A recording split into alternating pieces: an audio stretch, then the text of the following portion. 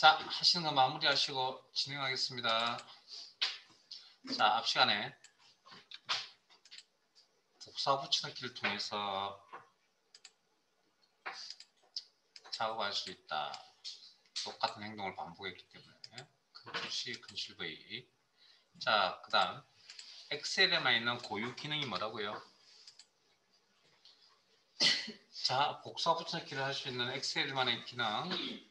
셀 포인트 우측 하단에 초록색 포인트에 포인트 맞춥니다.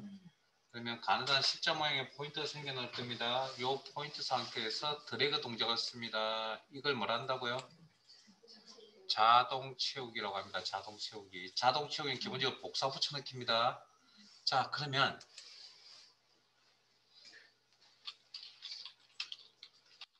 문서 작업하실 때 엑셀이라는 빨간색 엑셀의 단어가 있습니다. 이걸 복사해서 붙여넣기 하면 검정 색깔의 엑셀이 나오죠. 네? 자, 문서 작업 같은 거 하실 때 빨간색 엑셀을 복사하실 거 아니에요. 복사해서 붙여넣기 하면 검정색 엑셀이 나오죠. 대답할 기회를 벌써 3번 정도 드렸는데 얘랑 아니요, 빨간색이 나와야 됩니다. 파란색 엑셀을 복사해서 파란색이 나와야 됩니다. 기본적으로 맞아요. 복사 붙여넣기를 한 번도 안 해보시는 눈빛을 하고 계세요. 자, 우리가 알고 있는 복사라는 개념은 엑셀 뭐죠? 내용, 엑셀이라는 내용 플러스 엑셀의 글자 색깔이 뭐? 빨강, 서식. 그러니까 우리가 알고 있는 복사의 개념은 내용과 서식을 같이 가져가는 거라고요. 됐습니까? 그래서 빨간색 엑셀을 복사하면 복사해서 붙여넣기 하면 빨간색 엑셀이 나오는 게 정상적인 생각, 우리의 기본적인 생각이라고요. 자, 그러면 질문 하나 합시다. 이 셀을 복사했어요, 방금? 네? 이 셀을 복사해서 지금 복사 붙여넣기 했다면서요. 그럼 여기 110이 나와야 되는 거 아닌가요?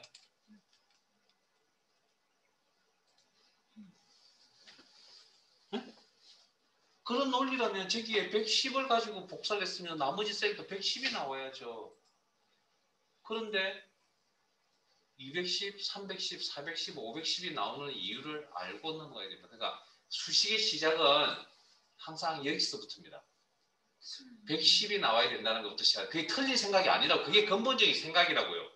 그러면 그 사이에 뭔가 왜 그러면 저렇게 나올까에 대한 물음표를 던져야 되고요. 저걸 왜 저렇게 나오는지 이유를 알고 가야 된다는 이야기입니다. 그렇지 않으면 우리는 수식의 모든 경우수를 다 외워야 됩니다. 자,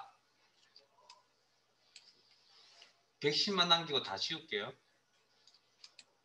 110이라는 값이 나오려면 자, 이 셀 안에 있는 수식입니다.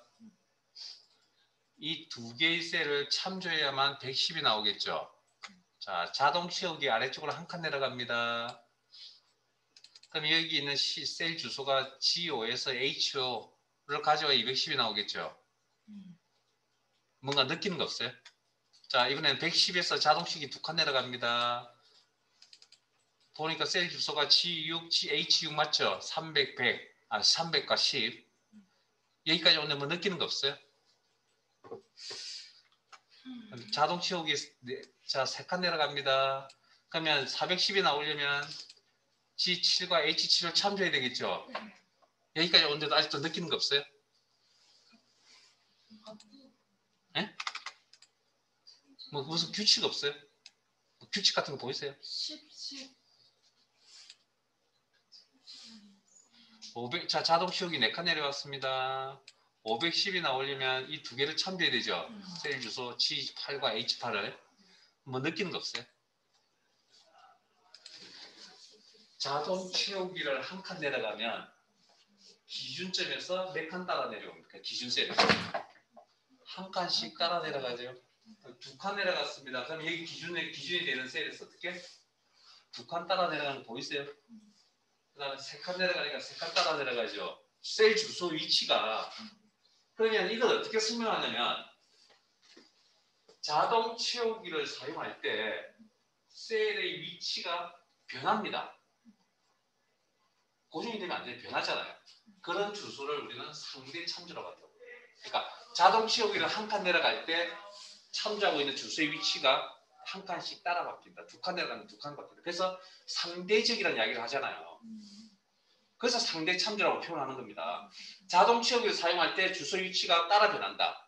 그게 상대 참조라고 하는 개념입니다. 그래서 이런 주소 형태로 씁니다. 그러면 자동 치우기를 언제 써야 되냐고요?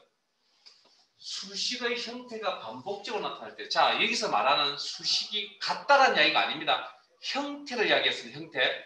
셀 더하기 셀이라는 이런 형태로 나타날 때 내가 자, 이렇게 하나하나씩 적어 나가면 귀찮고 불편하잖아요.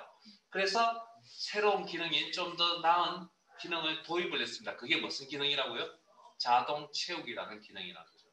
이 자동 채우기를 잘 쓰려면 주소 형태에 대해서 잘 고민을 하셔야 됩니다. 그래서 우리가 기본적으로 알고 있는 이 주소의 형태의 성격이 뭐냐면 이 주소일 때 물론 수식 안에 있는 주소입니다. 시계에 있는 주소입니다. 시일 때 자동 채우기는 성립하기 때문에 자동 채우기를 한 칸 이동하면 주소 위치가 한 칸 따라 변합니다. 두 칸. 그래서 여기서 말하는 상대 참조라는 건 같은 위치에 있어야 된다는 게 아닙니다.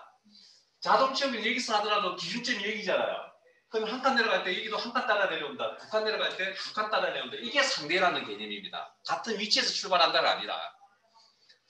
그래서 이런 기본적으로 우리가 알고 있는 이 주소 형태를 이용해서 자동 채우기를 사용한다. 주소 형태가 변한다. 그래서 상대 참조라고 표현을 하고요. 자, 그러면 오른쪽으로 갑니다. 자, 100 더하기 10, 200 더하기 10, 300 더하기 10, 400 더하기 10, 500 더하기 10을 작성하려고 합니다.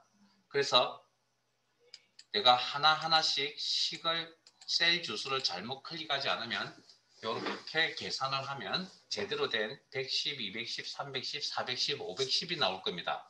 이 식은 이해되시죠? 자, 그러면 내가 뚜벅뚜벅 하나하나씩 작성한 이 식이 수식의 형태가 반복적으로 나타나요? 셀 더하기 셀이라는 수식의 형태가 반복적으로 나타나는 거 맞아요? 내가 그러면 고생을 좀 덜하기 위해서 어떤 기능을 도입할 거라고요? 난 드래그 동작을 쓰는 자동 치우기 기능을 쓸 거라고요. 이렇게 하나하나씩 작성하는 게 아니라. 됐습니까?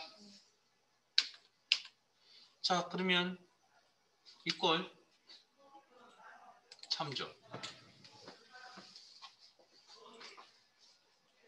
셀자 자동 치우기는 근본적으로 복사 붙여넣기와 같은 기능이라고 했습니다. 그러면 내가 L4 셀 주소 L4를 이용해서 자동 채우기를 쓸 겁니다. 그러면 결과가 여기에 옆 셀들의 결과가 나타나야 되겠죠. 요거 셀 주소를 복사했으니까 여기에 어떤 형태가 나옵니까? 셀 주소 형태가 나와야 되겠네요. 셀 주소를 복사했으니까 여기 뒤에 있는 셀에 셀 주소가 나타나야 되겠죠. 결과적으로. 그러면 그 셀 주소는 정확하게 어떻게 나타나야 됩니까? 어떤 셀 주소가 나타나야 됩니까?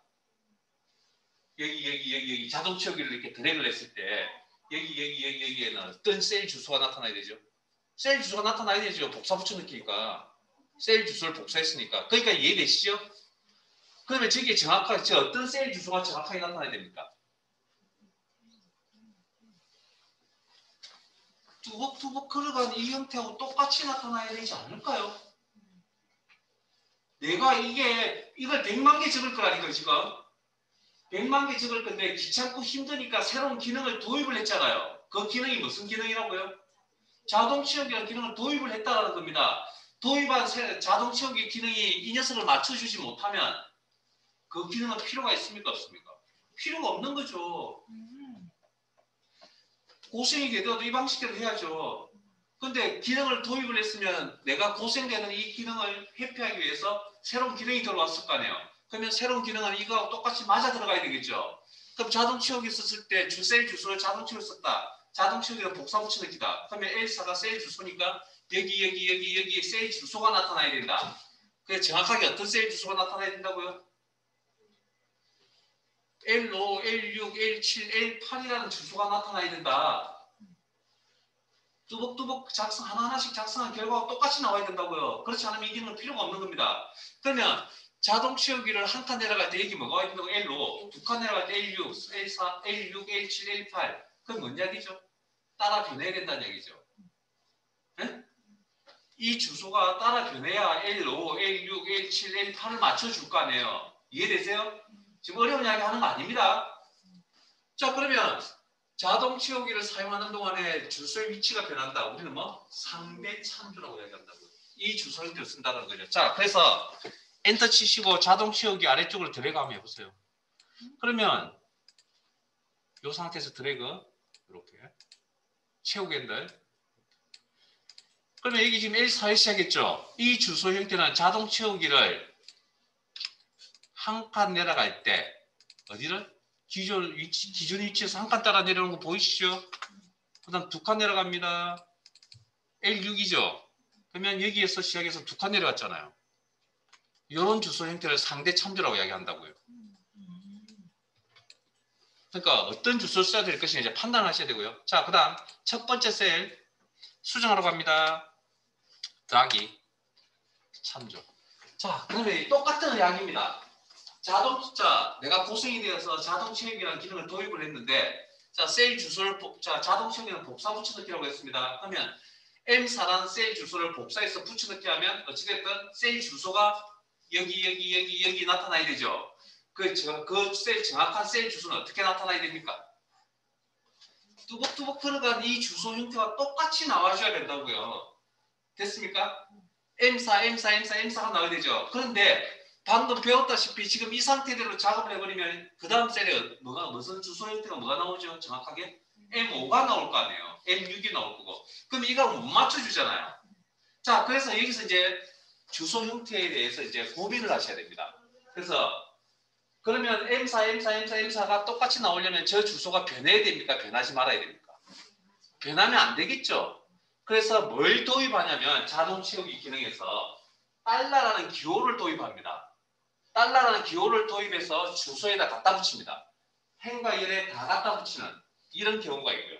그 다음에 열에만 붙이는 경우, 행에만 붙이는 경우, 한쪽만 붙이는 경우, 그 다음 어떤 경우 둘 다 붙이지 않는 경우 해서 자동 채우기라는 기능을 제대로 사용하기 위해서 달러라는 기호를 도입하는데, 도입하고 보니까 주소 형태가 몇 가지가 생겨난다고요? 총 4가지가 생겨난다는 겁니다. 그러니까 우리가 원래 기본적으로 알고 있는 주소 형태만 가지고도 작업을 할 수가 있습니다. 근데 그걸 100만 개를 내가 식을 적을 수가 없기 때문에 자동 채우기라는 기능을 도입을 합니다. 도입을 하면 그걸 원활하게 쓰기 위해서 뭐 주소 형태가 여러 가지가 생겨날 수밖에 없다고요. 그래서 그 4가지 형태를 잘 구분하실 줄 아는 게 힘이라고요. 그게 방금 72페이지 아래쪽에서 읽었던 상대 절대 혼합이라는 용어입니다.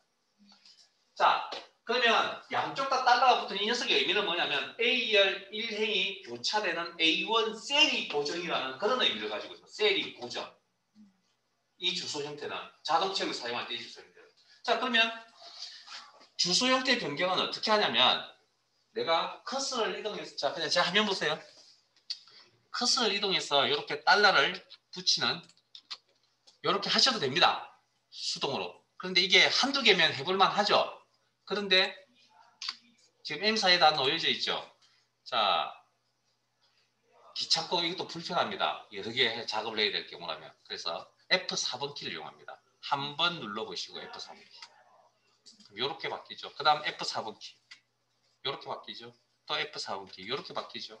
여기 조금 빠르게 눌러볼까요? 이렇게. 자, 똑같은 형태가 이 4개의 형태가 반복적으로 나타나는 거 확인하셨어요? 그래서 F4번 키를 주소 형태를 바꾸는 키라고 해서 순환 참조 키라는 표현을 씁니다. 순환 참조 키라고. 그래서 이 F4번 키를 위해서 주소 형태를 바꿉니다. 이 내용 이해 못하면 F4번 키 뭐 어떻게 누르는지 모릅니다. 그냥 F4번 키만 눌러야 된다는 것밖에 알지 못합니다. 자, 그러면 지금 이 내용은 자동 채우기를 사용할 때 M4가 변해야 됩니까? 변하지 말아야 됩니까? 즉 변하지 말아야 된다. 고정해야 된다는 거죠. 이 셀 주소가. 그때 사용하는 주소 형태를 우리는 절대 참조라고 합니다. 이렇게. 그러면 F4번 키 가지고 주소 형태를 변경합니다. 어떤 주소 형태를 써야 될 것이냐, 여러분들이 앞으로 이제 판단하실 줄 아셔야 됩니다. 물론 이런 이야기를 계속 할 겁니다. 자, 엔터.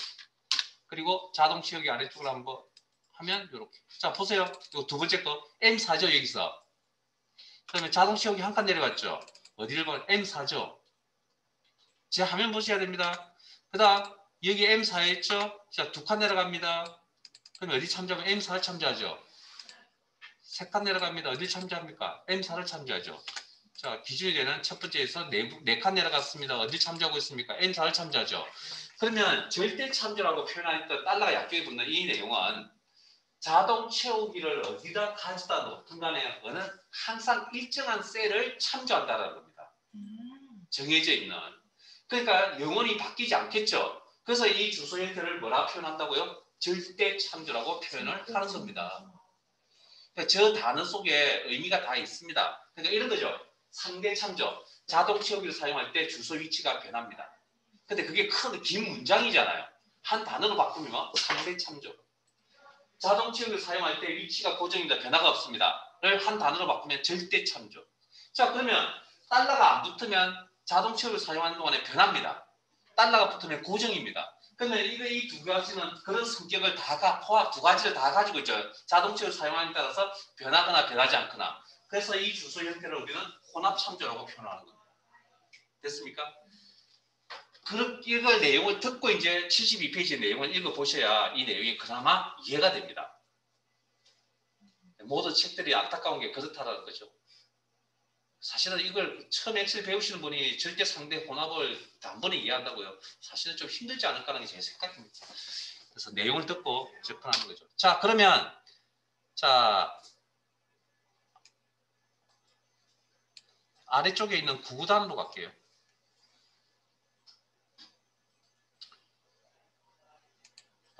원래는 자 불행 중 다행인지 모르겠으나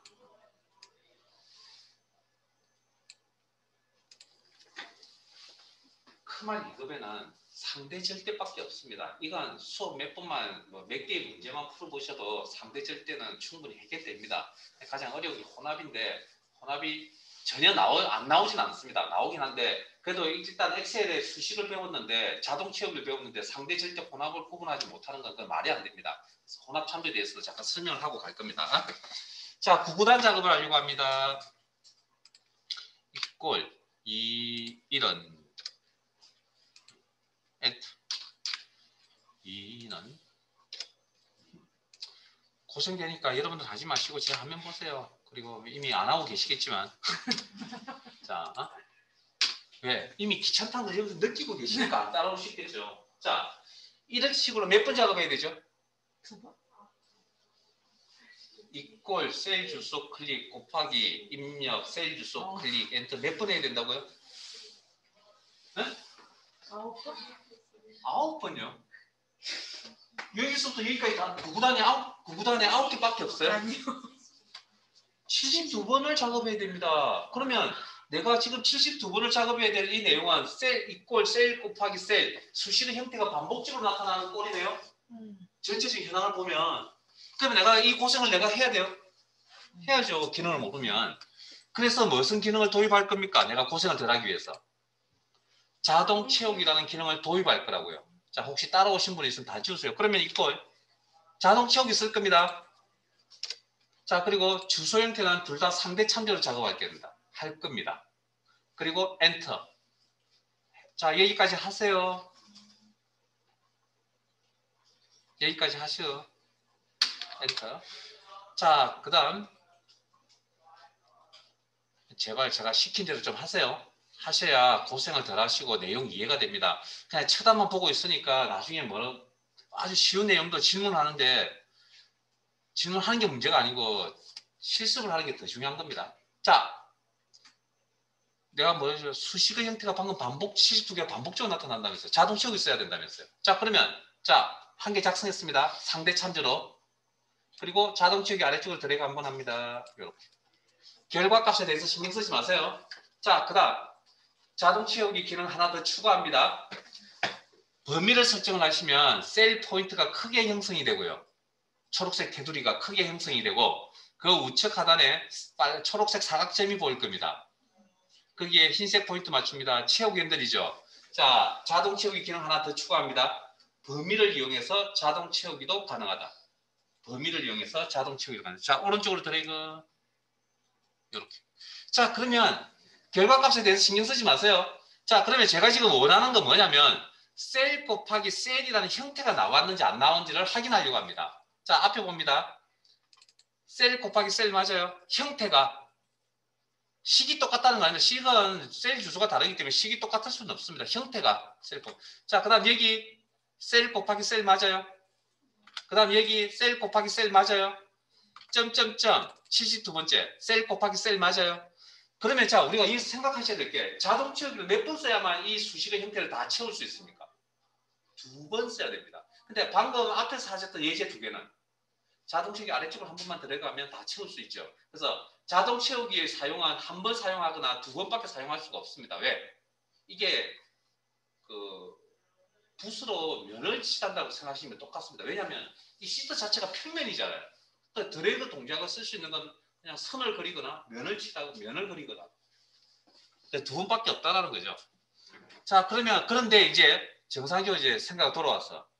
상대 참조라는 방식으로 자동 채우기를 사용하니 뭐가 안 맞죠?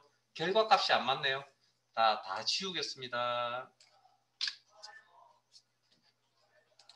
자, 이번에는 이걸 이참조. 자, 이번에는 F4번 킬에서 주소 형태 바꿉니다. 잘 따라오고 계시죠? 자, 곱하기 1참조. F4번 킬을 위해서 절대 참조. 자, 둘 다 절대 참조입니다. 그리고 엔터. 여기까지 되셨죠? 자, 그러면 자동 채우기 몇 번 써야 될 구조라고요, 이건? 2번 쓸 수밖에 없는 구조죠. 자, 채우기 핸들 상태에서, 포인트 상태에서 자동 채우기의 드래그 동작은 상하 좌우 다 움직입니다. 이번엔 아래쪽이 아니라 오른쪽으로 드래그 하겠습니다. 오른쪽으로. 이런 결과가 나올 거라고 이미 예상하셨나요?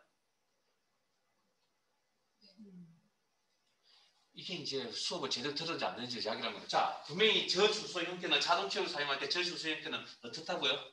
자동 채우기를 어디다 가져다 놓든 간에 이 2개의 셀만 참조한다. 이해되세요? 그러니까 이런 결과가 나와야 되죠. 그러면 방금 범위를 이용해서 자동 채우기도 가능하다 그랬죠?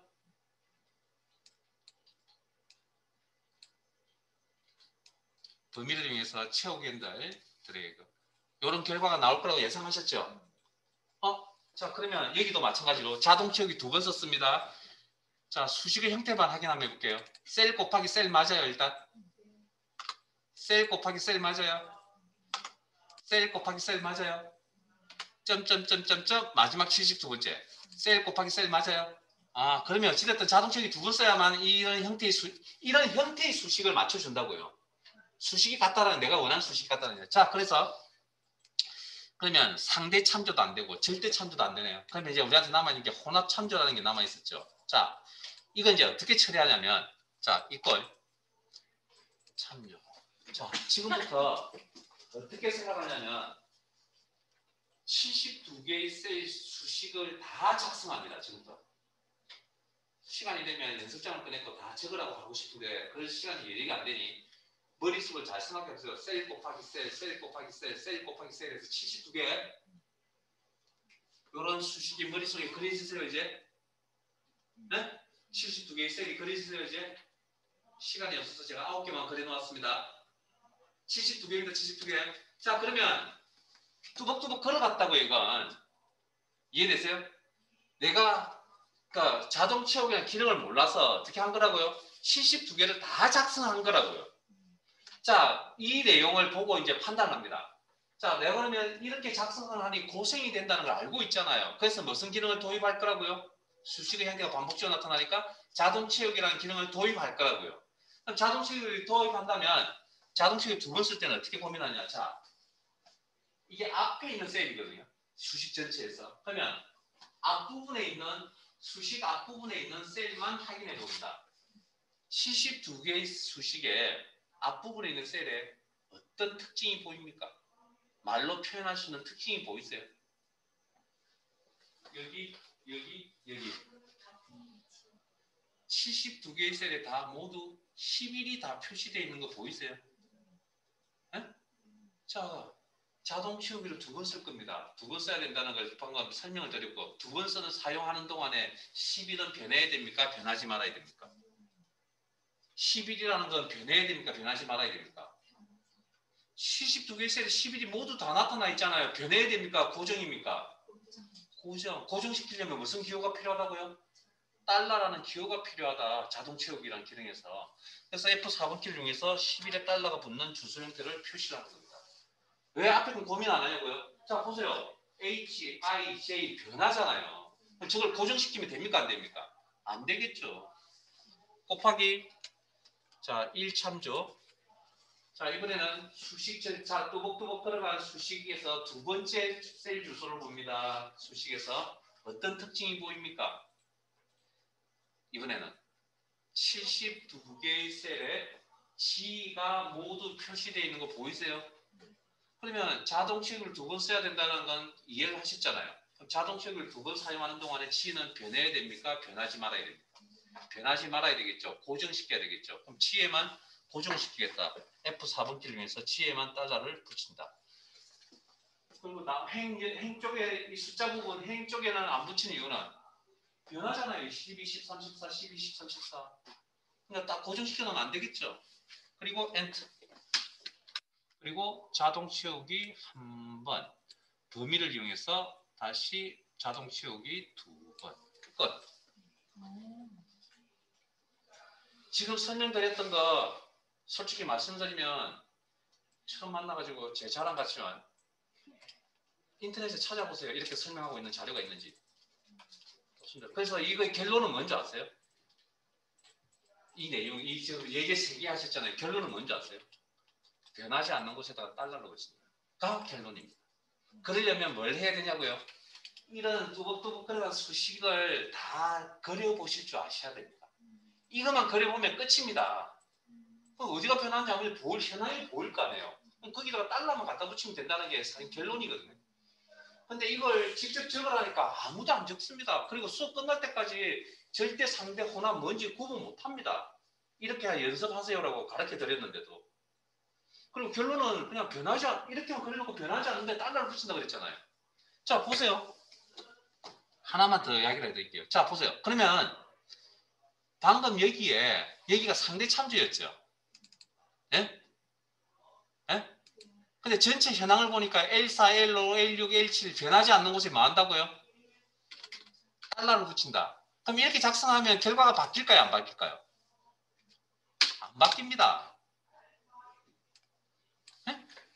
안 바뀌면 결론은 뭐냐면 변하지 않는 곳에 달러를 붙인다니까요. 그걸 하려면 이렇게 다 작성해 보면 된다니까요. 근데 저걸 하라니까 저걸 안 합니다. 남들한테 보여주기 부끄러운지. 근데 저걸 4번 하라는 이야기가 아니고요. 한 3번만 해보시면 됩니다. 혼자서 이렇게 손을 직접 다 적어서 고생이 되지만 3번만 해보면 뭐가 되냐면 저게 그냥 수식이 눈에 보입니다. 시간이 지나면, 일정 시간이 지나면. 그리고 보고 판단 충분히 가능하다니까요. 그렇게만 하면 될 일인데 그걸 안 하니 이렇게 제 나름대로 제가 이걸 한 10년 넘게 수업을 하면서 내린 결론입니다. 이거 책에 있는 대로 해보세요. 책에 있는 대로 시중에 나와 있는 책대로 해보세요. 기분 좋으면 맞고요. 기분 안 좋으면 안 맞고 이렇습니다. 실제 주소 형태가 상대 절대는 큰 무리가 없다고요. 혼합에서 항상 문제가 생깁니다. 그래서 결론은 그건데 자 그래서 뭐 이런 이야기를 자주 할 겁니다. 자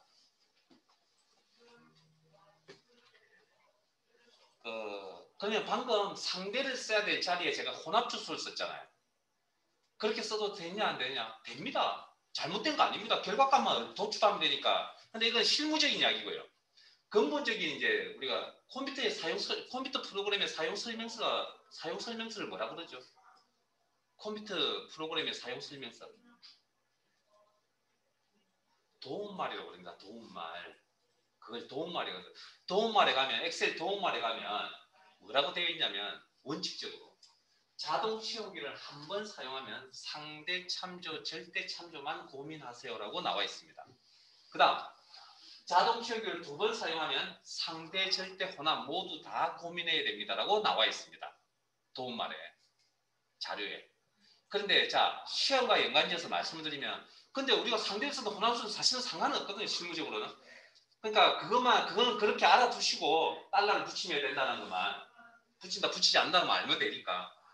근데 시험은 상대를 써야 될 자리에 혼합 참조를 쓰면 맞습니다, 틀립니다라고 공식적으로 대답을 한 적이 없습니다. 대한상공회의소에서. 그러면 우리는 어떻게 해야 되냐고요? 원칙대로 갈 수밖에 없습니다. 그래서 이렇게 수업 진행할 겁니다. 자동 치우기사 수식의 형태가 반복적으로 나타나면 자동 치우기를 사용해야 된다. 자동 치우기는 한 번 아니면 두 번 쓰는데 한 번 사용하게 되면 상대 절대를 범인한다. 두 번 사용하면 상대 절대 혼합을 범인한다. 이걸 원칙으로 진행을 좀 할 겁니다. 그리고 실제 회사에 가서 쓰실 때는 상대를 쓰든 혼합을 쓰든 상관이 없습니다. 왜냐하면 결과는 다 똑같이 나옵니다. 근데 혼합을 써야 될 자리에 상대를 쓰면 문제가 생깁니다. 그건. 혼합을 써야 될 자리에는. 왜? 변하지 않는 쪽이니까. 자, 그러면 어찌됐든 그런 형태는 어떻게? 이렇게 다 작성을 일일이 하나하나씩 다 작성을 해보면 어디가 변하는지 안 변하는지는 충분히 판단이 가능하다고요. 그래서 컴퓨터는 머리 가지고 하는 게 아니라 뭐 가지고 하는 거라고요? 시간이 해결해 줍니다. 물론 사람에 따라 조금 정도의 차이는 있겠지만 이해하는데 근데 분명한 건 시간 투자하면 다 누구든 다 할 수 있는 겁니다. 그래서 제가 수학적인 부분이 들어가면 되게 힘들다고 할 수밖에 없는 게 이런 거죠. 그러니까 과거에 배웠던 내용을 한 몇 년씩 사용 안 하다가 머리를 사용을 안 하다가 저도 마찬가지거든요. 다시 이렇게 수학적인 어떤 생각을 좀 하려고 그러면 머릿속이 삐걱삐걱거립니다. 그리고 좀 지나면 이제 원활하게 돌아가는 거죠. 자, 그러면 파일을 하나 열겠습니다. 파일 탭에 열기 찾아보기 아마 그러면 이론 폴더가 주말 이론 폴더가 바로 보일 겁니다. 그리고 계산 작업 파일 여시고 자 방금 하신 거 자 교재 73페이지입니다.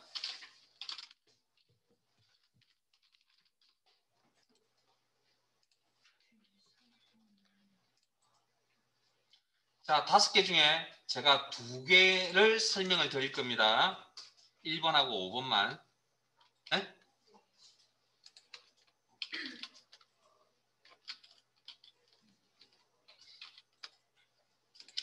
2, 3, 4는 뭐라고요? 숙제. 여러분 직접 해보세요. 숙제 검사는 없습니다. 여러분들 해보세요.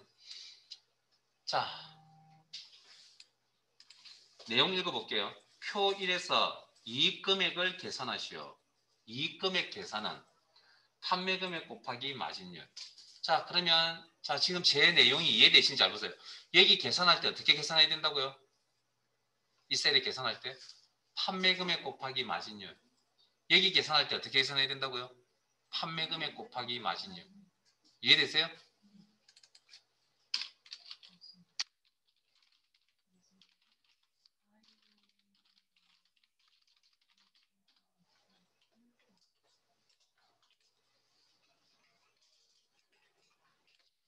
이건 도움을 드리려고 그냥 적어 놓은 겁니다. 그러면 자 여기 계산하는 형태가 다 동일해요? 계산하는 수식의 형태가 다 동일하냐고요. 셀 주소가 같다는 이야기가 아니고 형태가 그러면 내가 고생을 안 하려면 무슨 기능이 필요하다고요? 복사 기능. 네, 복사 붙이는 기능 자동 치우기라는 기능이 필요하다. 됐습니까? 자 그러면 자동 치우기 몇 번 써야 될 구조죠? 이 정도는 충분히 판단되지 않을까요? 아래쪽으로 한 번만 드래그하면 다 채우네요. 그럼 자동 치우기 몇 번 쓰는 구조라고요? 한 번. 상대 참조, 절대 참조만 고민하면 됩니다. 자 그러면 이꼴 판매 금액 참조. C3은 상대입니까? 절대입니까? 라고 물어보면 좀 어려우면 저 주소는 변해야 됩니까? 고정입니까? 자동 치우기를 사용하는 동안에 변해야 됩니까? 고정입니까? 대답을 잘 하시는 분도 있는데 잘 안 되시는 분들은 자, 제 화면 봅니다. 그러면 머릿속에 뭐?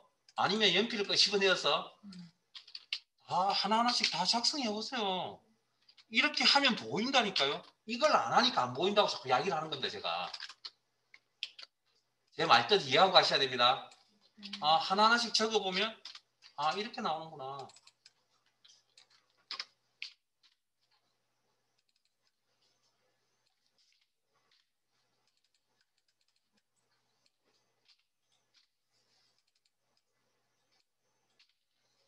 투벅투벅 들어가니까 이렇게 나와요. 그러면 이걸 가지고 이 주소를 가지고 자동 채우기 복사 붙여넣기 쓸 겁니다. 네? 그럼 이 주소는 이렇게 맞춰주려면 자동 채우기를 사용하는 동안에 변해야 됩니까? 고정입니까? C3, C4, C5, C6, C7 이렇게 맞춰주려면 이렇게 드래그 했을 때 변해야 되겠죠. 그러면 자동 치우기를 사용하는 동안에 위치가 변합니다. 무슨 주소? 상대 참조. 이 주소 형태 그대로 쓰시면 되겠네요. 이렇게. 그러면 이 상태에서 드래그 하면 여기 있는 값을 가져오죠. 자, 그 다음. 자, 첫 번째 셀. 곱하기 마진율 참조. C군은 그럼 변해야 됩니까? 고정입니까? 변화가 있으면 안 되겠죠. 그러면 이게 이제 눈에 안 보인다는 겁니다. 변하는지 고정인지 변하지 않는지. 그러면 직접 뭡니까? 이렇게 다 작성을 해보면 고정을 한번 해보면 되겠죠. 그러니까 이걸 안 한다고 제가 말씀을 드린 겁니다. 이거 별것도 아닌데 이것만 한두 번만 두세 번만 해보면 될 일이다. 자, 그러면 C군은 변해야 됩니까? 고정입니까? 다 똑같이 맞춰주려면 자동 채우기를 사용함에 따라 이 녀석은 변화가 있으면 안 되겠죠. 고정. 그러면 자동 채우기를 사용할 때 위치가 고정이다. 절대 참조라고 표현하고 주소 형태는 이렇게 표기한다. 주소 형태 변경은 무슨 키 가지고 조정한다고요? F4번 키 가지고 조정한다. 이게 기본적인 수식을 다루는 절차입니다. 아마 엑셀을 간혹 어디서 배우시고 오신 분도 있을 겁니다. 있습니다, 실제. 근데 아마 여러분들이 알고 있던 방식하고 지금 설명드렸던 내용하고 한번 비교하면 해보세요. 어느 게 효과적인지는. 그러니까 다른 거 고민할 필요 없습니다. 우리는 변하지 않는 곳에 달러를 붙인다. 고정인데 달러를 붙인다는 것만 정확하게 기억하시면 됩니다. 그러려면 이런 현황을 다 작성을 해보셔야 된다. 자, 밑으로 갑니다. 5분 갈게요. 나머지 2, 3, 4는 여러분들 하시고. 자, 표 5에서 대출 포인트와 연체 포인트에 따른 대출 포인트 총계를 구하시오. 포인트 총계는 대출 건수 곱하기 대출 포인트 플러스 연체 건수 곱하기 연체 포인트. 자, 이제는 안 적을 겁니다. 자, 익숙해졌다고 가정을 한다면 여기 작성하는 수식의 형태, 여기 작성하는 수식의 형태, 여기 작성해야 될 수식의 형태, 여기 작성해야 될 수식의 형태, 여기 작성해야 될 수식의 형태, 여기 작성해야 될 수식의 형태는 문제에 주어진 형태대로 맞춰야 되겠네요. 그러니까 이해되세요? 그러면 수식의 형태가 반복적으로 나타난다는 이야기네요. 그러면 내가 고생을 더 하려면 자동 채우기랑 기능을 써야 되죠. 몇 번? 식 작성하고 드래그 한 번만 쓰면 다 채우잖아요. 복사 붙여넣기. 그러면 한 번 상대 절대만 고민하면 됩니다. 자, 이꼴 대출 건수 참조. B22는 상대입니까? 절대입니까? 위치가 변해야 됩니까? 고정입니까? 자동 채우기를 사용함에 따라. 네? 자, 이렇게 이제 적는 단계에서 이제 어떻게 넘어가냐면 머릿속으로 B22, B23, B24, B25, B26, B27 이렇게 이제 생각을 합니다. 서로 다른 주소네요. 그럼 자동치를 사용하는 동안에 그걸 다 맞춰주려면 자동치를 사용하는 동안에 변해야 되겠네요. 상대 참조 곱하기 대출 포인트. 자, C28은 상대입니까? 절대입니까?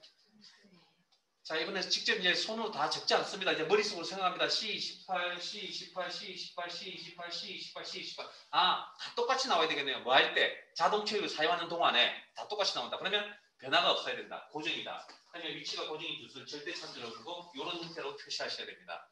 그래서 F4분키 가지고 주소 형태를 구분합니다. 어떤 모고 자료에 하면 F4분키를 뭐 2번 누르세요, 3번 누르세요 이렇게 표현하는데 그거 잘못된 겁니다. 그거는 알 수가 없는 겁니다. 그냥 원하는 주소 형태 고민하셨다가 원하는 주소가 나타날 때는 수동하시면 됩니다. 자, 더하기 연체 건수 참조. 자, 이제 C22, C23, C24, C25 단계를 넘어서면 이제 어떻게 하냐고요? 이제 참조해야 될 주소가 서로 다르구나. 변화해야 되겠구나. 상대 참조. 이렇게 넘어갑니다. 그럼 이대로 쓰시면 되고 곱하기 연체 포인트.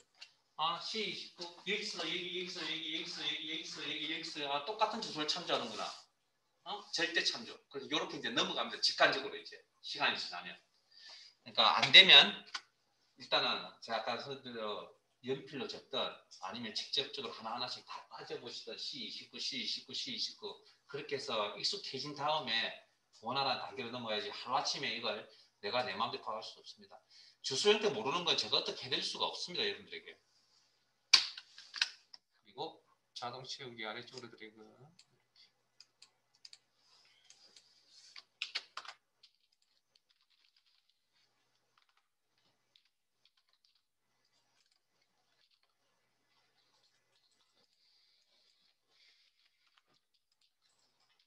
어려운 거 아닙니다. 제가 다시 한 번 말씀드리지만 주소 형태 어려운 거 아닙니다.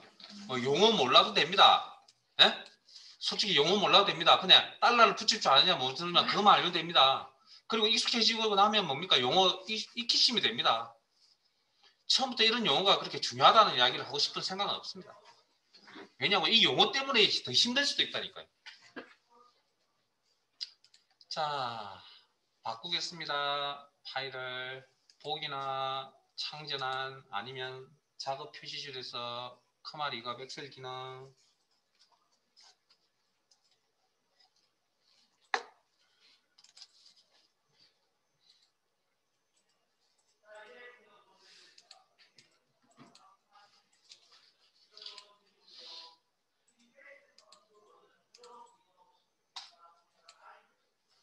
자, 1부터 100까지 10까지 셀에 입력이 되어져 있습니다. 이걸 더하기 플러스 연산자, 더하기 연산자를 이용해서 계산하세요 라고 하면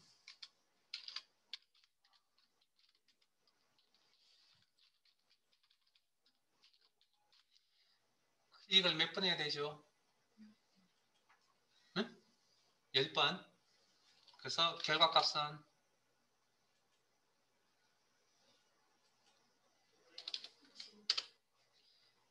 왜 적어서 그러세요? 그럼 1부터 100까지 셀에 입력이 되어져 있습니다. 이걸 더하기 연산을 통해서 1부터 100까지 다 더하세요. 그러면 참조 셀 주소 몇 번 클릭해야 되죠? 네? 셀 주소 몇 번 클릭해야 됩니까? 대답 안 합니까? 100번. 그럼 100번 하고 나면 결과값은 얼마? 이렇게 나오겠죠? 이것도 적으세요. 그럼 1분의 1부터 얼마? 1000까지 입력이 되어져 있다고 합시다. 그러면 더하기 연산자에서 1부터 1000까지 다 더하랍니다. 식을 작성하랍니다. 자, 그러면 클릭 몇 번 해야 됩니까? 예? 1000번. 1000번까지 클릭해서 나온 결과값은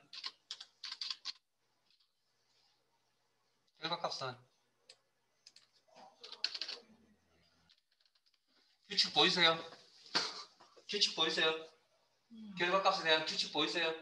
알아서 하세요. 한 개일 때 없습니다. 두 개일 때 한 개 나옵니다. 세 개일 때 두 개 나옵니다. 55 사이에 각 끼워 넣으면 됩니다. 그게 중요한 게 아니고요. 결과값이 우리가 중요하게 느껴야 되는 건 뭐죠? 지금 여기까지 오는데 느껴야 되는 거. 클릭을 1000번 한다는 걸 느껴야죠. 그게 귀찮고 힘들고 불편하다는 걸 느껴야 된다는 겁니다. 그러니까 그걸 직접 제가 지금 할 수 없기 때문에 우리가 지금 제가 목소리 높여서 지금 이야기를 하는 거지. 실제 1000번 클릭하라 그러면 할 사람은 여기 없다니까요. 저도 마찬가지고. 귀찮고 불편하잖아요. 예? 그러니까 또 뭐 해야 됩니까 이제? 뭔가 또 새로운 기능을 또 찾으러 다녀야죠. 그래서 찾아보면 엑셀의 프로그램 안에 어딘가에 다 있습니다. 예? 그러니까 엑셀이라는 프로그램, 수를 다루는 엑셀이라는 프로그램은 내가 귀찮고 불편하다고 느끼는 순간 어딘가에 분명히 있습니다. 엑셀은. 그걸 우리가 찾아서 이제 공부하려고 오신 거죠. 배우려고 오신 거죠. 자, 그러니까 그래서 이제 머릿속에 이런 생각들이 되게 조금 중요하다고 저는 생각하는 입장이고, 자, 그러면 제가 어디 가서 이런 도구를 하나 구해왔습니다. 이런 도구를. 파란색 도구를. 파란색이 보이는 이 도구를. 자, 1부터 10까지 구멍에 한쪽 구멍에다가 1부터 10까지 집어넣었으면 안에서 무슨 일이 벌어진지 모르겠으나 일정 시간이 지나니 55라는 값이 툭 떨어지고요. 그럼 안에서 무슨 일이 벌어졌죠? 더하기를 했다는 걸 유추할 수 있을 겁니다. 근본적으로. 그 다음에 또 다른 연산자들의 조합으로 의해서 55가 나올 수도 있습니다. 아직까지 명확하지는 않습니다. 이 녀석이 많은 일을 하는 녀석인지는. 그래서 다시 한 번 더 1부터 100까지를 집어넣어 보았습니다. 넣고 나니까 이제 결과가 반대편 구멍에 반대편으로 5050이 떠지죠. 그러면 이 두 개의 결과만 보더라도 이건 무슨 일을 한 거라고요? 아, 더하기를 했구나라고 충분히 유추할 수 있죠. 그러면 앞으로 이 녀석한테 뭐? 아, 그럼 1부터 1000까지 네가 계산해. 그러면 이 녀석이 뭐라고 대답해 줍니까? 아, 이 녀석이 내가 고생을 안 하고 뭐? 이 녀석이 대신 계산을 해주고 있잖아요. 50만 500이라는 값을. 이 개념이 뭐냐면 함수라고 합니다. 이 개념은. 그러니까 여기에 무슨 일이 벌어진지는 우리가 고민할 필요가 없는 겁니다. 우리는 이 도구만 있으면 됩니다. 이 도구를 함수라고 해야 합니다. 더하는 도구를. 자, 그래서 함수를 한마디로 표현을 하자면 미리 만들어져 있는 수식이라고 표현을 해드릴 수 있겠네요. 자, 그러나 이는 함수도 수식이니까 당연히 앞에 이 꼴이 있어야 되고요. 그 다음에 이 도구의 이름이 합계라고 한다 그러면 함수명, 합계라는 함수명이 있어야 되고 가로 열고 그 다음에 방금 입력했던 이런 데이터를 우리는 함수에서 인수라고 표현합니다. 인수. 그리고 함수의 마무리는 항상 가로 닫는 것까지가 함수의 마무리입니다. 그러면 지금 저희들이 뭘 할 거냐면 10부터 50까지 합을 계산해 볼 거고요. 그다음 평균도 계산해 볼 겁니다. 자, 그러면 합계 구하는 엑셀 함수가 어떤 게 있냐면 sum이라는 함수가 있습니다. 자, 그럼 평균 구하는 함수는 average라는 함수가 있습니다. 제가 함수명을 여러분들에게 전달해 드리는 이유는 2016 버전에 제공해 주는 함수가 300개가 넘습니다. 제가 정확하게 개수는 지금 헤아려 본 적이 없어가지고 300개가 넘는 함수 중에 크말 2급에 나오는 함수는 100개가 조금 넘을 겁니다. 왜 아무도 놀라지 않았어요? 여러분들 크말 1급이라는 과목에 가면 자격증에 가면 함수가 150개 절반 정도 나옵니다. 그래서 크말 1급 준비하시는 분들이 함수 때문에 되게 힘들어합니다. 왜? 내용도 어렵습니다. 난이도도 정말 높고요. 2급과 1급의 차이는 제가 뭐라고 표현하냐면 하늘과 땅 차이라고 얘기합니다. 그래서 1급 준비하시려고 하시면 저한테서 함수 수업 잘 듣고 가세요. 가면 고생 덜 합니다. 안 할 수는 없습니다. 덜 합니다. 덜. 왜냐하면 기본 밑바탕을 다 닦아다 냈기 때문에. 그래서 제 엑셀 수업은 다른 건 모르겠는데 수식 함수에 대해서는 제가 여러분들에게 자신 있게 말씀드릴 수 있습니다. 절대 안 잊어버릴 거라고. 그렇다고 해서 제 수업만 듣고 절대 안 잊어버린다는 건 있을 수 없고요. 여러분 노력을 하셔야 안 잊어버리는 겁니다. 자, 그래서 그 많은 함수들 중에 합계 관한 함수, sum, average 다 찾기가 힘들기 때문에 함수명은 전달해드리고 진행할게요. 자, 빈셀 선택하시고 함수 작성법 두 가지만 보여드리겠습니다. 함수 작성하는 방법 두 가지. 수식의 함수 라이브러리, 함수 삽입.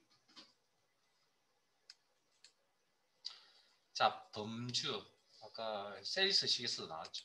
뭐 사용자 표시 형식이에요. 분류라고 해석하세요. 분류. 그래서 300개나 넣는 함수가 뭐 재무, 논리, 텍스트, 날짜 및 시간, 찾기, 참조, 수학, 뭐 공학, 뭐 이런 식의 내용들로 분류가 되어져 있긴 한데 저희들은 처음 배울 때는 이거 아무 의미 없습니다. 별로 의미가 없다고요.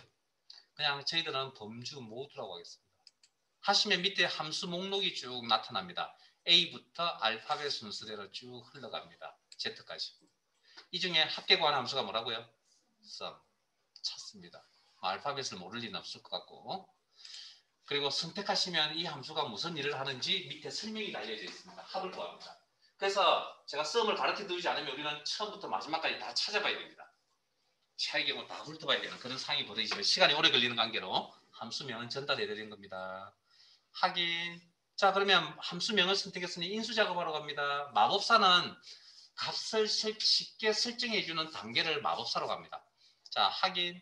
그러면 이제 인수 작업만 하시면 되죠. 자, 흰색 사각형 부분을 제가 입력란이라고 표현할게요. 기존에 있던 내용 일단 다 지우세요. 자, 그리고 넘버라는 인수에 대해서 저는 액면 그대로 가르쳐 드릴 겁니다. 저기에 나와 있는 액면 그대로. 넘버라는 인수의 의미는 흰색 사각형 입력란에 그 어떤 형태로 입력을 하든 간에 오른쪽에 숫자가 나와야 됩니다. 그러면 어떤 방법이 있냐고요? 입력란에 숫자 데이터를 직접 입력하는 방법도 있습니다. 그 다음 두 번째 인수로 넘어가서 또 숫자가 나오게 하는 방법. 엑셀은 직접 입력하는 방식보다는 뭐 셀 주소를 참조하는 게 일반적이라고 그랬죠. 그 다음 인접해 있는 데이터를 지금처럼 하나하나씩 이렇게 참조하는 건 귀찮고 불편합니다. 이것도. 그래서 인접해 있는 데이터라면 마우스 드래그. 그러면 묶음, 자, 셀 범위 표기 방법이고 묶음을 통해서 중괄호 묶음을 통해서 30, 40, 50을 받아들인 이 숫자 데이터의 합이 150입니다. 라고 설명을 드리면 되겠죠. 자, 그 다음 여기서 제가 질문을 또 여러 번 받는 것 중에 하나가 그냥 10부터 50까지 드래그하면 안 됩니까? 그렇게 생각하시는 분도 있잖아요. 그렇게 쓰는 게 일반적입니다. 그런데 실제 범위만 들어가는 게 아니라니까요. 인수 자리에. 값을 직접 입력할 수도 있고 셀 주소를 클릭할 수도 있고 셀 범위를 드래그할 수도 있고 또 다른 방법이 있을 수도 있다는 겁니다. 근데 그중에 범위만 알고 계시면 나중에 어떻게 작업할 겁니까? 하나만요. 그래서 그러니까 넘버의 의미를 설명을 드린 겁니다. 넘버라는 인수의 의미. 그중에 셀 범위 드래그하는 방식이 있죠. 그럼 물론 당연히 저도 이 작업하라 그러면 10부터 50까지 드래그 하겠죠. 그래서 150은 결과값이 이렇게 나옵니다. 자, 그러면 시간이 흘러 마법사를 통해서 함수 공부를 열심히 하시다 보면 어떤 상황이 발생하냐면 이런 수식의 형태를 눈에 익히기 시작합니다. 형태를 익히기 시작하면 이제 마법사를 찾지 않습니다. 왜? 그게 더 귀찮다는 걸 이제 느낍니다. 그 시점이 되면 아, 내가 이제 함수를 좀 사용했구나라고 이제 느끼시면 된다. 수준이 좀 되구나. 그래서 시간이 흐르면 평균, 자, 10부터 50까지 평균을 계산하려고 합니다. 평균 계산은 함수 average 이꼴 수식이니까 이꼴이 필요하고 함수명 average. 자, 대소문자 구분 안 하고요. 네? 엔터 치면 다 대문자로 바뀌어 버립니다. 엔터 치는 순간, 가로 닫고 엔터 치는 순간. 자, 그 다음 지울게요. 아마 에버리지의 내용을 제가 단어를 다 몰라서 일부분의 내용만 입력을 하면 이렇게 나타납니다. 그 에버에 관련되어져 있는 함수 목록이 이렇게 나타납니다. 사용법은 이렇게 사용합니다. 방향키를 이용해서 내가 원하는 형태를 선택하시고 목록의 선택은 뭐 다른 색깔입니다. 파란 색깔 아니면 뭐 회색깔. 그리고 여기서 엔터 치시면 안 되고요. 탭키를 씁니다. 탭키. 탭키를 쓰면 자기가 알아서 함수명 선택 가로 열고까지 작업해 줍니다. 그런데 제 수업 시간에는 이 방식 안 쓸 겁니다. 왜 안 쓸 거냐고요? 함수명 어차피 외워야 됩니다. 그러니까 좀 고생이 되더라도 타이핑 쳐서 외우세요. 선택해서 외우지 마시고. 자, 에버리지 대소문자 구분 안 합니다. 엔터 치면 대문자로 바뀝니다. 가로 열고 넘버 아까 방금 뭐라고요? 숫자 데이터 직접 입력해도 된다면서요. 자, 박스 안에 인수창 안에 굵게 표현되어 있는 넘버원 무슨 의미냐면 현재 작성 중인 인수의 위치를 가르쳐주고 있습니다. 10. 인수와 인수 사이는 콤마로 구분하고요. 넘버 2 굵게 나타나 있죠. 현재 작성 중인 인수의 위치를 이야기합니다. 참조 콤마 인접해 있다면 범위 설정 이렇게. 그래서 익숙해지면 이렇게 이제 작성을 한다라는 거죠. 익숙해지면. 그리고 함수의 마무리 가로 닫고 그리고 작성 완료 엔터.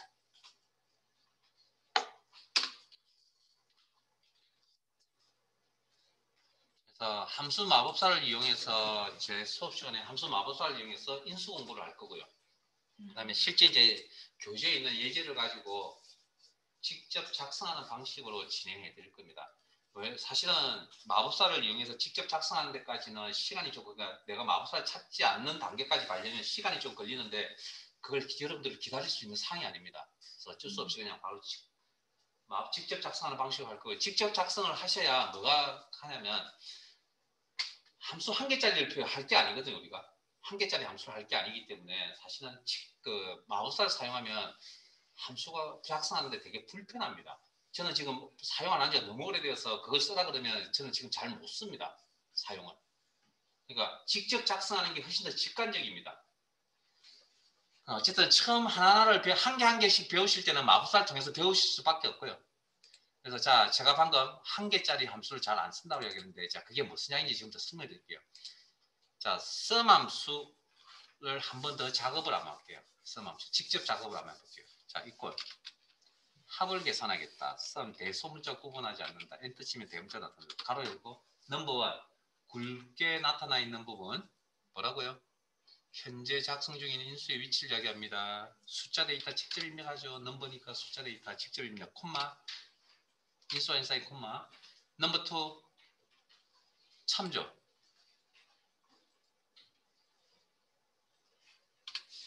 콤마 넘버 3 인접해 있으면 자, 여기까지는 앞에서 봤던 거니까 크게 문제가 없을 것 같습니다. 계산하는데, 합을 계산하는데. 자, 콤마, 이건 가능할까요?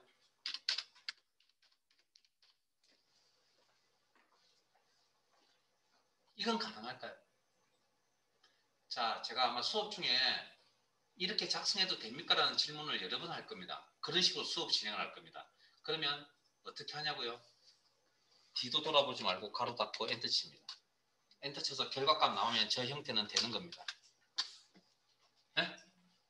우리는 이렇게 수업 준비를 할 거, 수업 진행을 할 거라고요. 넣어보고 결과가 안 나오죠? 그럼 그거 빼버리면 됩니다. 딴 거 집어넣으면 됩니다. 자, 다시 수정하러 갑니다. FA. 그럼 이건 110-20-30이라는 형태는 가능하네요. 자, 가로 치우고 콤마. 그럼 이건 가능할까요? 에버리지 가로 열고 10, 20, 30 가로 닫고. 이건 가능할까요? 이 형태는 썸 안에 집어넣어도 썸 안에 작성을 해도 될까요? 될까요? 안 될까요? 제가 방금 가르쳐 드렸잖아요. 가로 닫고 엔터 쳐서 결과값이 제대로 나오면 이 형태도 가능하다라는 거죠. 아니면 빼버리면 됩니다. 안 되니까. 되네요. 되네요. 자, 아마 이 내용이 이제 오늘 수업의 마지막 부분일 것 같은데, 자, sum 함수에, 자, 그 지금 작성하는 거 아무 의미 없습니다. 그냥 화면 설명 들으세요. sum 함수의 첫 번째 인수 넘버 1, 넘버 2, 넘버 3, 넘버 4, 넘버 5 다 무슨 데이터가 와야 된다고요? 숫자 데이터가 와야 됩니다. 자, 그러면 여기 넘버 1에 작성했던 10이라는 건 데이터의 종류가 뭐죠? 숫자. 셀 주소가 좀 틀리긴 한데 H24에 갖다 가정할게요. 그러면 계산하는 자, 가로 안부터 계산하고요. 우리 계산의 순수한 게 있죠. 그 다음에 왼쪽부터 오른쪽 흘러가는데 L25가 없어지고 계산을 진행을 하게 되면 L25가 없어지고 이 자리에 20이라는 값이 올 겁니다. 가져오니까 우리 눈에는 보이진 않습니다. 에? 내부적으로 엔터 치는 순간. 그 다음 이건 20은 그럼 데이터 종류가 뭐죠? 숫자. 자, 그러면 이 부분이 이제 계산되겠죠. 순차적으로 진행이 되면 셀 범위가 없어지고 셀 범위에 있는 값 30, 40, 50을 가져올 겁니다. 그럼 이건 30, 40, 50은 데이터의 종류가 뭐죠? 숫자. 그 다음 10-20-30 계산할 수 있죠. 가로가 없으면 왼쪽부터 오른쪽이 진행이 되니까 10-20, 30, 30-30은 60. 그러면 이 내용이 중간 가정이 없어지고 이렇게 60이라는 저 자리에 10-20-30이 없어지고 60이라는 값이 저기 남아있을 거라고요. 자, 그 다음 그럼 60은 데이터 종류가 뭡니까? 숫자. 자, 에버리지 계산 암산하면 얼마죠? 이렇게 20. 그럼 에버리지라는 내용이 없어지고 20이라는 게 남아있을 거라고 계산한 과정에. 그러면 자, 보세요. 함수의 인수 자리에 데이터 형식이 동일하다면 그 어떤 형태로 작성하셔도 상관이 없습니다. 이게 자, 요걸 뭐라 그러냐면 함수의 인수 자리에 데이터 종류가 동일하면 그 무엇이든지 작성이 가능하다는 겁니다. 됐어요? 이게 그래서 인수 자리에 sum 함수의 인수 자리에 뭐가 어떤 형태가 작성이 되어 있죠? 다시 함수가 작성이 되어 있는 이런 형태를 우리는 중첩함수, 복합함수라고 이야기합니다.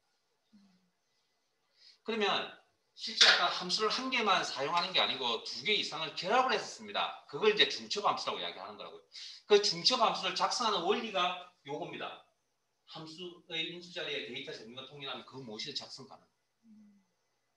그래서 데이터의 종류가 제가 오늘 수업 몇 번을 6시간을 거치면서 데이터의 종류를 파악하는 게 되게 중요합니다라는 건 이것 때문이었습니다. 물론 이것뿐만 아니라 다른 것도 마찬가지인데 제일 중요한 건 이것 때문이었습니다. 그러니까 근데 수업을 이 방식대로 하진 않을 겁니다. 왜냐고요? 이 방식대로 하면 이해되시는 분은 잘 따라오실 수 있는지 모르겠지만 엑셀이 처음이고 수에 대해서 이렇게 아주 힘들어 하시는 분이 계시다 그러면 이렇게 할 수가 없습니다. 그래서 저희들은 어떻게 할 거라고요? 자, 시간이 저기 요렇게 집어넣어보고 아니면 빼버리는 방식으로 할 겁니다. 그리고 요렇게 넣고 빼가는 방식을 계속 진행하시다 보면 어디 원리 어느 시간이 지나면 도를 트기 시작합니다. 그 도가 뭐라고요? 이거라. 그 시행착오를 겪으면 여기에 도달한다고요. 근데 우리는 이걸 미리 알고 진행을 하면 좋겠는데 크말 1급반에 가면 뭐 함수 뭐 얼만큼 알든 모르겠습니다. 그때는. 왜냐하면 크말 1급반은 뭐 엑셀 기초가 되어 있다고 가정하고 수업을 진행하기 때문에 그때는 무조건 이 틀에 맞춰서 설명을 드립니다. 근데 2급반에 오면 이 틀에 맞춰서 설명을 안 드립니다. 이건 개인적으로 나중에 이해되시는 분들은 혼자 하시면 되고요. 일단은 넣어보고 아니면 빼버리는 방식으로 이렇게 진행을 해드릴 겁니다. 그리고 물론 이 이야기를 전혀 안 하지는 않을 겁니다. 뭐 함수를 하는 동안에 아마 제가 한 17분은 아마 이야기를 해드릴 겁니다. 이야기를. 그래서 넣고 빼는 이런 방식으로 진행하시다 보면 시간이 흐르면 이 원리에 도달합니다. 실제. 근데 그것도 마찬가지로 시간이 흘러야 됩니다. 엑셀을 함수를 많이 사용해 보시다가. 자, 그러면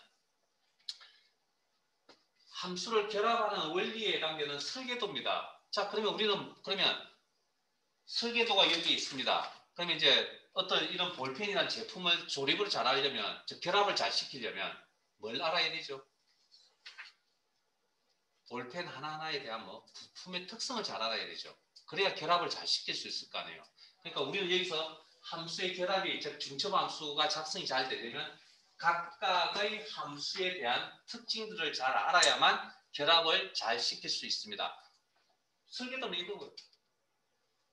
그래서 오늘 수업은 아마 기본적인 이야기만 했습니다. 다음 주부터는 뭐 내용 설명드리고 그 교재에 있는 실습 문제도 하시면서 함수 실력을 높여가도록 할 테니까 그렇게 하시고, 이렇게 했던 내용들은